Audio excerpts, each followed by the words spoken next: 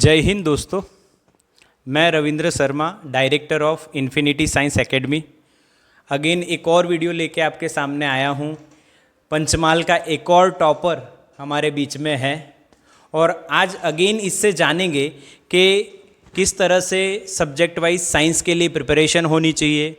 और ये 8 to 12 यहाँ पे हमारे साथ ही जॉइंट था, तो किस हिसाब से इसने क्या क्या प्रिपरेशन की हैं, ये सारी बातें आज हम इस इंटरव्यू में जानने वाले हैं। तो सबसे पहले मैं इंट्रोडक्शन करवाता हूँ कि हमारे साथ आज इस इंटरव्यू में कौन ज्वाइन हुआ है। तो ये हमारा स्टूडेंट है तीर्थ शाह, मयूर भाई इनके पिताजी का नाम है, और इसने इस साल 2024 में 12th साइंस में बोर्ड में 95+ PR गेन किए हैं। और इसको क्यों यहाँ पे आज इंटरव्यू में जो सबसे इम्पोर्टेंट बात होती है और जो बच्चों और पेरेंट्स के लिए टेंशन की बात होती है, उस सब्जेक्ट में इसने पंचमहाल में फर्स्ट नंबर गेन किया है। तो आपको पता चल गया होगा कि मैं मेरे सब्जेक्ट यानी फिजिक्स की बात कर रहा हूँ।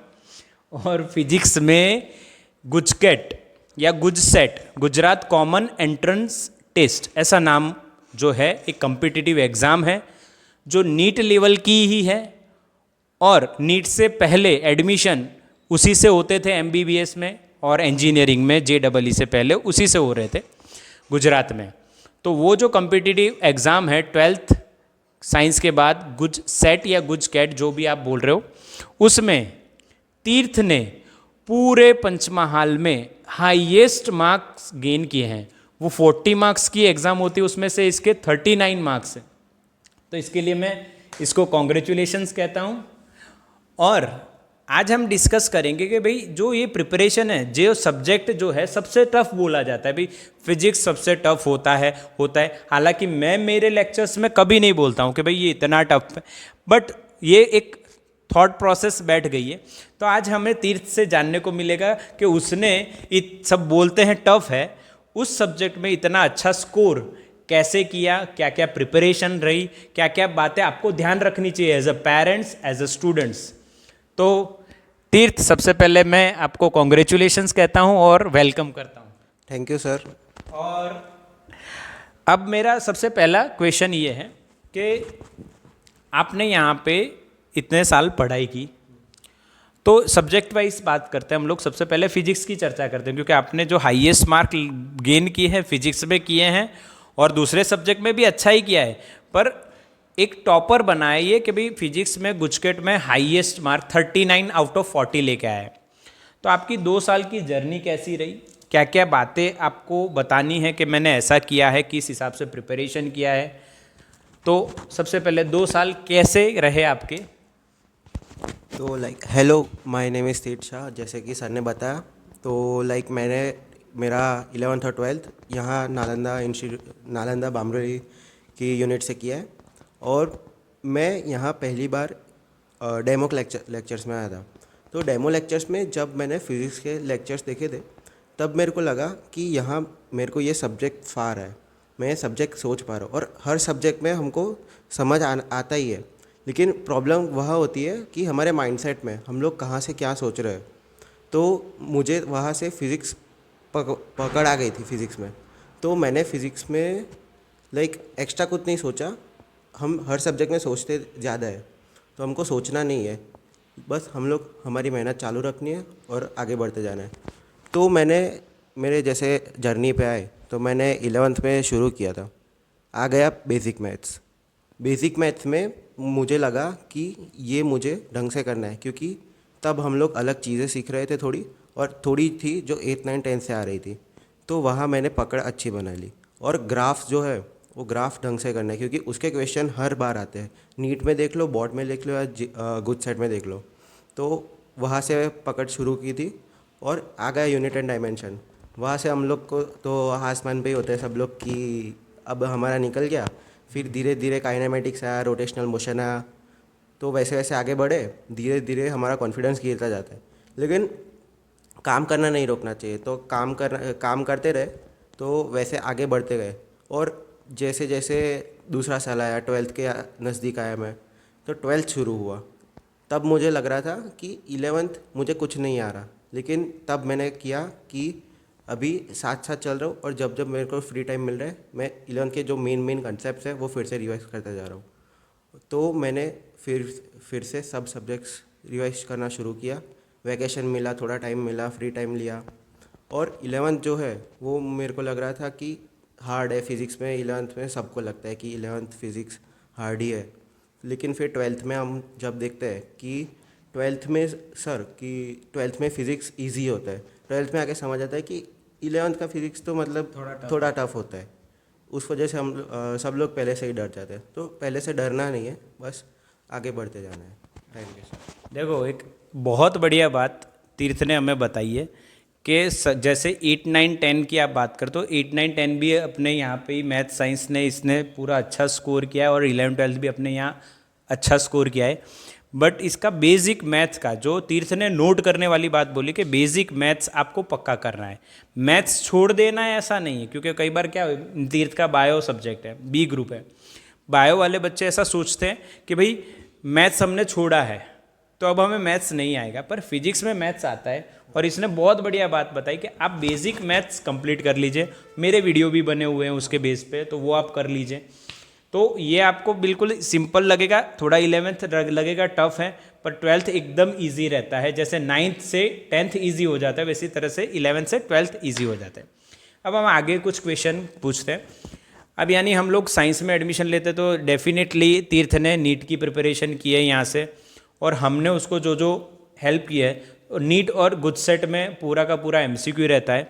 तो हम लोग एमसीक्यू की प्रिपरेशन, जो बड़ा पार्ट होता है, जनरली बच्चों का गोल होता है, तो एमसीक्यू की प्रिपरेशन, क्योंकि कई बार बच्चे ये भूल जाते हैं कि एमसीक्यू ही करना है, यानी एमसीक्यू आ रहे हैं तो एमसीक्यू करना है, पर उसका रास्ता अलग से जाता है। तो एमसीक्यू की प्रिपरेशन के लिए हम लोग तीर्थ से थोड़ी बात करेंगे कि भाई किस तरह से आप लोग ध्यान रखें, या आप पेरेंट्स देख रहे हैं तो वो बच्चों को गाइड कर सके, और स्टूडेंट्स देख रहे हैं तो बेटा आप ये जरूर से ध्यान रखिए कि तीर्थ क्या कह रहा है।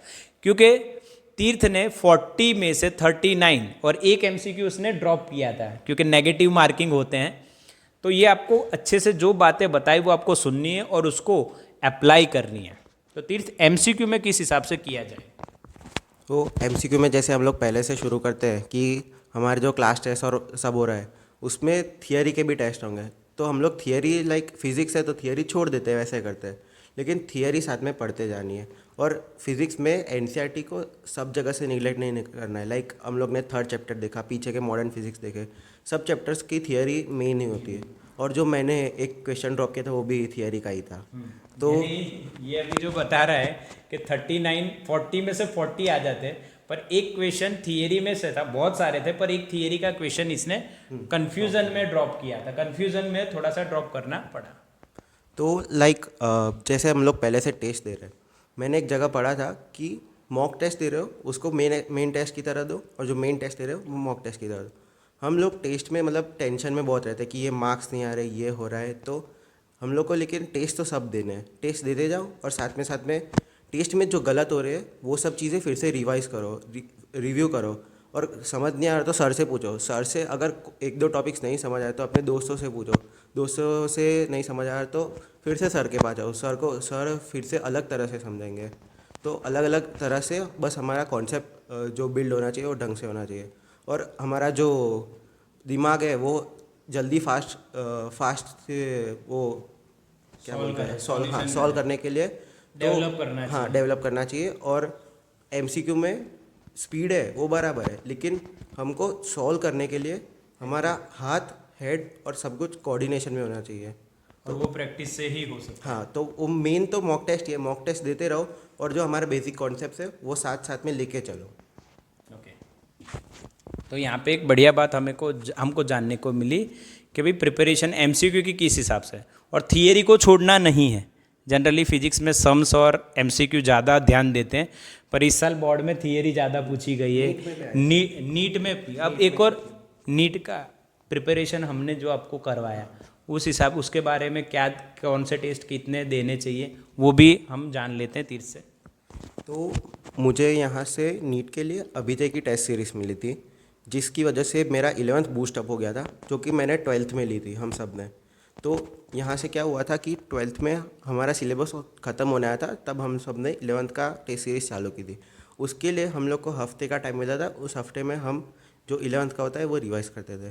तो 11th का रिवीजन हो रहा है साथ में, और जब हम लोग 12th का थोड़ा बाकी था तो 12th का भी हम लोग का मैक्सिमम हो ही रहा था, क्योंकि बोर्ड होता है साथ साथ में थोड़े टाइम बाद।